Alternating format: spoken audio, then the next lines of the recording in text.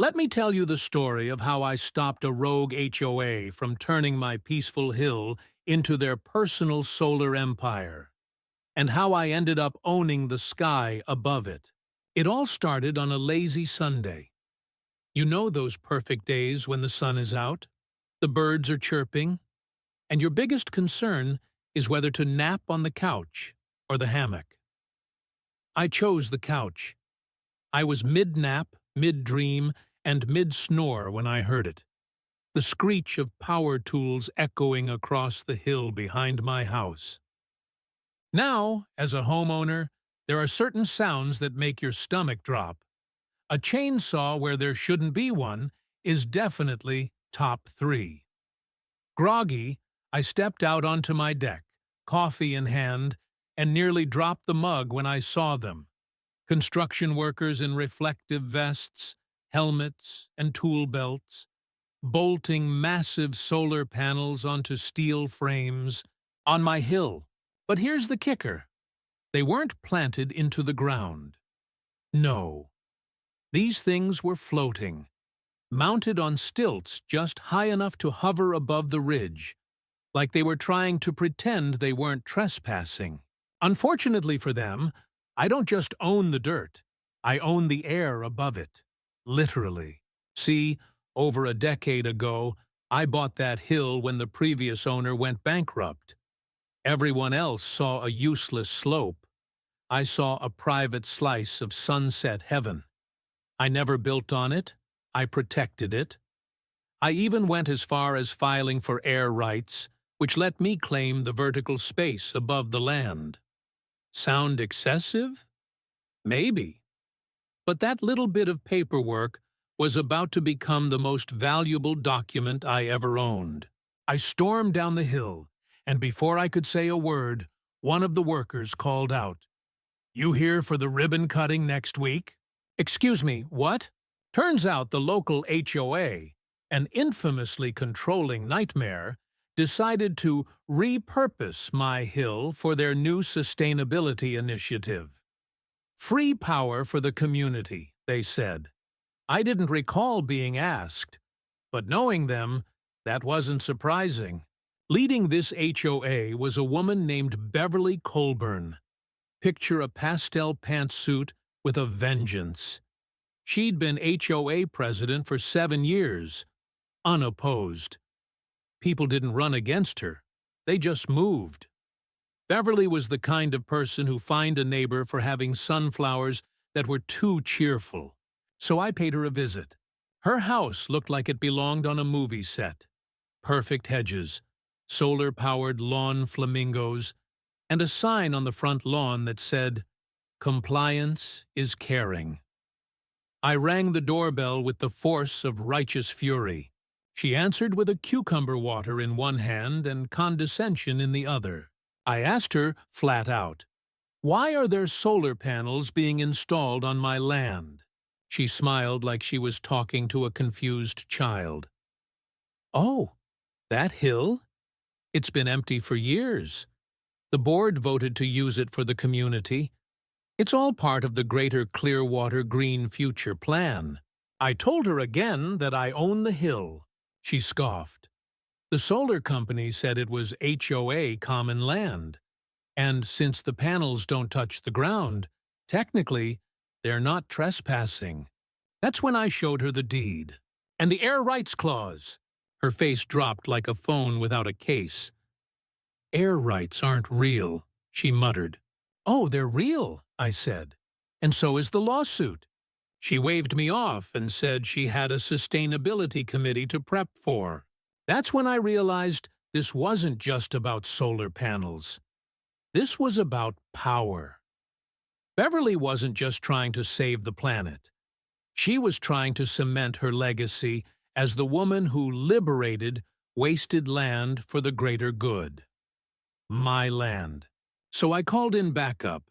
My sister, Ellie, property lawyer, HOA survivor, the kind of person who treats legal filings like battle plans.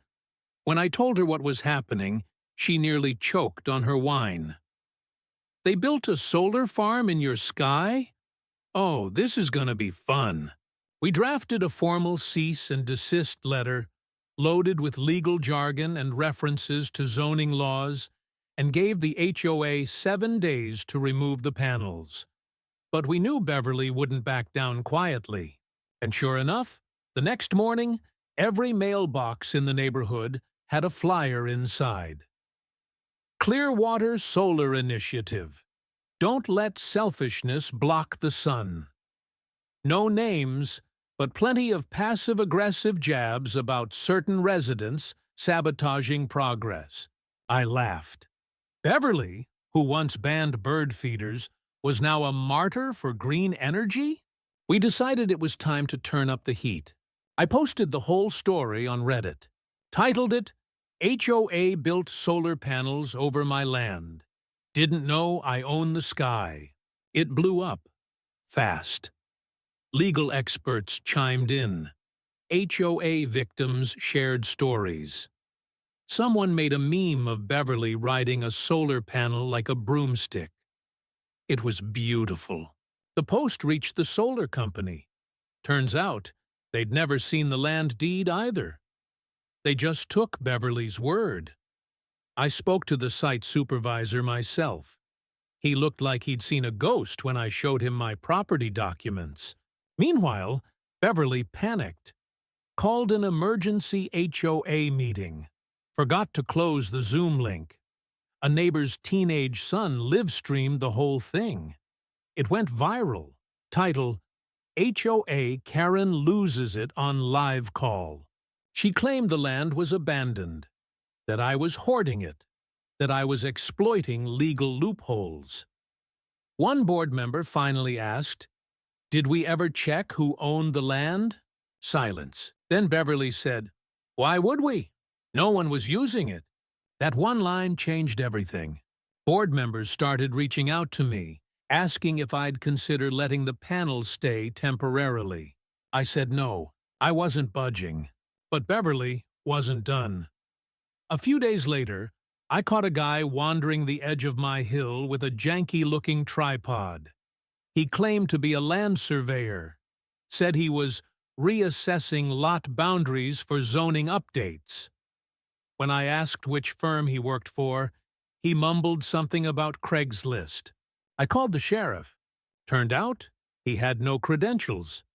Just a clipboard, a tape measure, and Beverly's word. The deputies escorted him off the property and filed a report.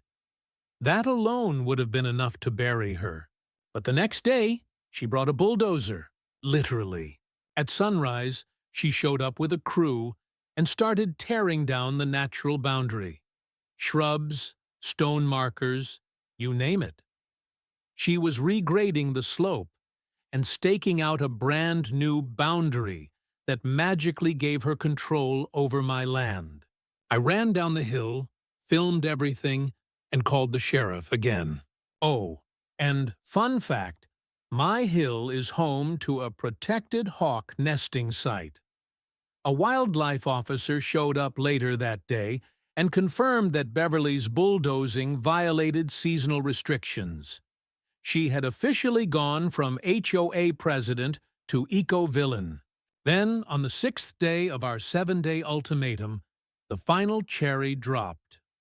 Blackout. Total power outage during the community senior prom at the HOA clubhouse. Turns out, Beverly's nephew, who runs a YouTube channel called Solar Genius Extreme, insisted on wiring the panels himself. He fried the grid. The prom was canceled. Parents were furious. Someone posted a picture of the empty dance floor with the caption, "Prom, powered by Beverly." By the time we got to court, it wasn't even close. Ellie presented everything. The deed, the air rights, the cease and desist, the drone footage, the wildlife report, even text messages where Beverly told the fake surveyor to just fudge the line a bit. The judge didn't hesitate. He ruled in my favor. Ordered the HOA to remove the panels within 10 days. Fined them $185,000, $1,300 of which was for environmental damage. And Beverly? She was held personally responsible for the forged surveyor report. She left the courtroom like a ghost. The board voted her out that same week, replaced by a retired firefighter named Mr. Duncan. His first act? Cancel all experimental projects and restore proper boundaries. The solar company, trying to save face, reached out with an offer. If I dropped the threat of further legal action, they'd donate the leftover panels to a rural school in Beverly's name. I agreed. The plaque reads, "Donated by Clearwater HOA, Green Energy Initiative." The kids have no idea they're learning under panels once installed on stolen sky. And me? I used my court winnings to build a scenic deck at the top of the hill. Benches, lanterns, a sign that says, "Free sunshine, property of the actual owner." People come up to watch sunsets now. Kids, neighbors, even a few Reddit followers who recognize the spot from the drone video. They always ask, "You really own the sky up here?" And I smile and say, "At least this piece of it." So what do you think? Was I being too stubborn? Or was I right to fight back against a power-hungry HOA that thought they could rewrite the rules? Drop your thoughts in the comments and let me know if you've ever had to go head-to-head with an HOA or a wannabe Beverly. I'd love to hear your story.